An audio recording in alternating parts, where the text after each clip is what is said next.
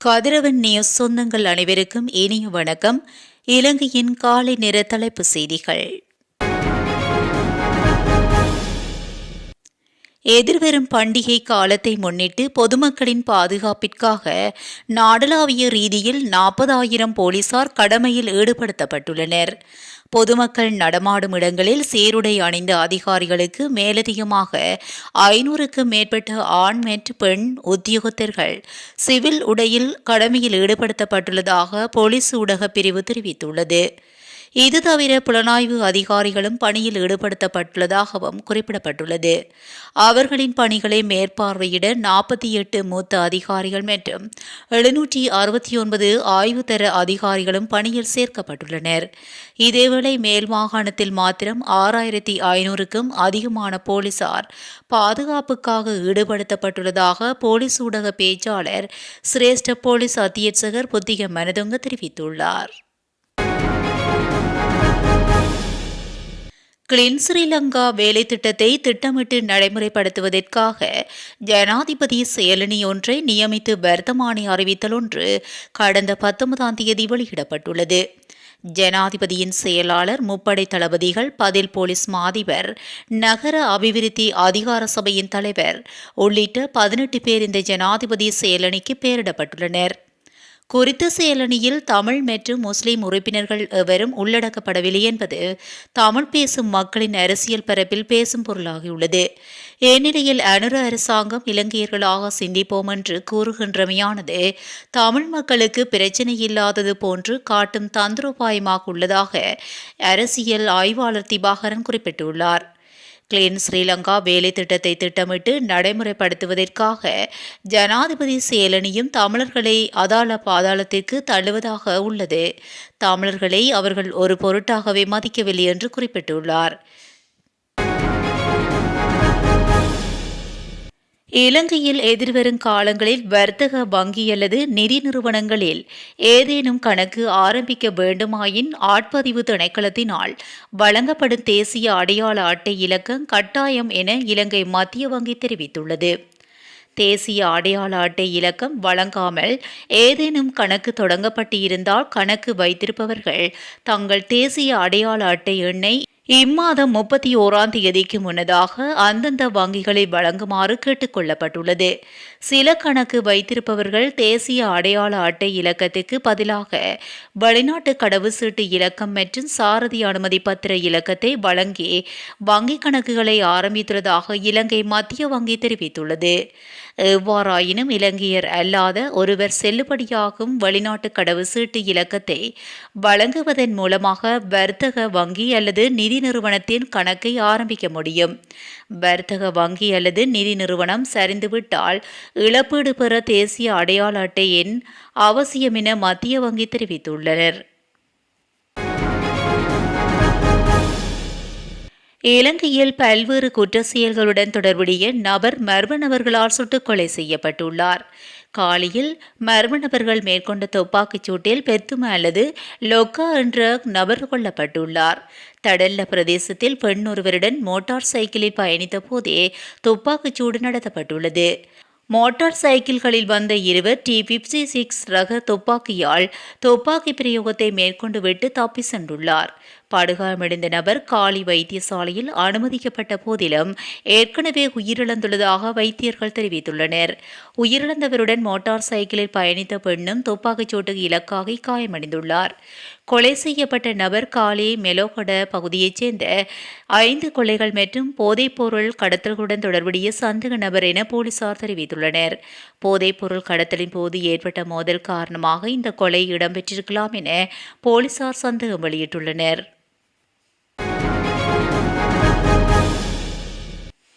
யாழ்ப்பாண வைத்தியசாலையில் தற்போது 1350 படுக்கைகள் உள்ளன. எனினும் படுக்கை வசதிகள் போதாமையாக உள்ளன. சில சமயங்களில் நோயாளிகள் நிலத்திலும் படுக்க வேண்டிய துர்ப்பாக்கிய நிலை காணப்படுகின்றது. எதிர்வரும் நாட்களில் மேலும் 3 விடுதிகளை திறக்க உள்ளோம். இதன் மூலம் இந்த படுக்கை வசதிகள் ஓரளவு மேம்படும் என நினைக்கின்றேன். மகப்பேற்று கட்டட தொகுதி மற்றும் இருதய நோய் கட்டட தொகுதி அமைக்கப்பட வேண்டும். யாழ்ப்பாண வைத்தியசாலையில் பணிபுரியும் தொண்டர்களுக்கு நாம் நியமனங்களை வழங்க முடியாது. சுகாதார அமைச்சே அதனை செய்ய வேண்டும். யாழ் போதனா வைத்தியசாலையில் சிகிச்சை பெறுபவர்கள் பூரணமான நம்பிக்கையை கொண்டுள்ளனர். ஆனால் சமூக வலைதளங்கள் மற்றும் வெளிநாடுகளில் இருப்பவர்களுக்கு இந்த வைத்தியசாலையில் என்ன நடைபெறுகின்றது என்பது தெரியாது என்ற வகையில் வைத்தியசாலையின் சேவையை சிதறடிக்கும் வகையில் செல்லப்படும் காரணங்கள் பூதாகரமாக வெளியில் கொண்டு செல்லப்படும். ஆகவே உண்மையை அறிந்து கொள்ளுங்கள் என்பது எனது வேண்டுகோள். இவ்வாறு தெரிவித்துள்ளார் யாழ் போதனா வைத்தியசாலை பணிப்பாளர் வைத்தியர் சத்தியமூர்த்தி. யாழ் போதனா வைத்தியசாலையின் சேவைகள் அவர் தொடர்பில் அண்மை காலமாக முன்வைக்கப்பட்டும் குற்றச்சாட்டுகள் நாடாளுமன்ற உறுப்பினர் வைத்தியர் அர்ச்சனாவின் வைத்தியசாலை தொடர்பான நடத்தைகள் தொடர்பில் நிகழ்ச்சிக்கு அளித்த பிரத்யேக நேர்காணலிலேயே இந்த விடயங்கள் தெரிவிக்கப்பட்டுள்ளன. இலங்கையில் தற்போது பயன்படுத்தப்படும் வாகனங்களின் விலைகள் வேகமாக குறையும் என ஜப்பான் இலங்கை வர்த்தக சங்கம் தெரிவித்துள்ளது. அடுத்த வருடம் பிப்ரவரி 1 முதல் தனிப்பட்ட பாவனைக்கான வாகனங்கள் இறக்குமதி செய்யப்படவுள்ள நிலையில் வாகனங்களின் விலை குறைய உள்ளதாக சுட்டிக்காட்டப்பட்டுள்ளது. இவ்விடயம் தொடர்பில் கருத்து தெரிவித்த அந்த சங்கத்தின் தலைவர் ஜெகத் ராமநாயக்க, குறைந்த இயந்திர திறன் கொண்ட வாகனங்களே நாட்டுக்கு மிகவும் பொருத்தமானது. கொரோனா தொற்று நோயுடன் 2021 முதல் நாட்டிற்கு வாகனங்களை இறக்குமதி செய்வதை தடை செய்ய அரசாங்கம் நடவடிக்கை எடுத்துள்ளது. பல ஆண்டுகளுக்கு பின்னர் அந்த கட்டுப்பாடுகள் தளர்த்தப்பட்டுள்ளன. இதன்படி அடுத்த ஆண்டு பிப்ரவரி 1 முதல் தனிப்பட்ட பாவனைக்கான வாகனங்களை இறக்குமதி செய்ய அனுமதிக்கப்படும் என அரசாங்கம் தெரிவித்துள்ளது. அந்த நிலைமையுடன் நாட்டில் வாகனங்களின் விலைகள் வேகமாக குறையும் என அவர் மேலும் சுட்டிக்காட்டியுள்ளார்.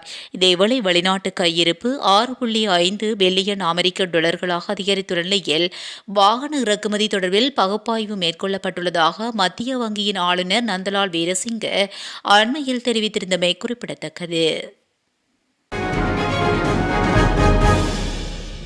2022 ஆண்டு முதல் 2024 ஆண்டு செப்டம்பர் வரையான தனது ஆட்சி காலத்தில் பொதுமக்கள் பிரதிநிதிகளின் மருத்துவ உதவிக்கான தனிப்பட்ட கோரிக்கைகள் அனைத்தும் ஜனாதிபதி நிதியத்தின் நிலையான நிர்வாக நடைமுறைகளின் கீழ் கையாளப்பட்டதாக முன்னாள் ஜனாதிபதி ரணில் விக்ரமசிங்க அறிக்கையொன்று தெளிவுபடுத்தியுள்ளார். ஒரு கோரிக்கையை தவிர எந்த ஒரு தனிநபருக்கும் ரூபாய் 1 மில்லியனுக்கும் மேல் நிதியுதவி வழங்கப்படவில்லை என முன்னாள் ஜனாதிபதி தெரிவித்துள்ளார். இந்த காலகட்டத்தில் வழங்கப்பட்ட பல குறிப்பிடத்தக்க விநியோகங்கள் அவர் வெளியிட்டுள்ள அறிக்கையில் விவரிக்கப்பட்டுள்ளன.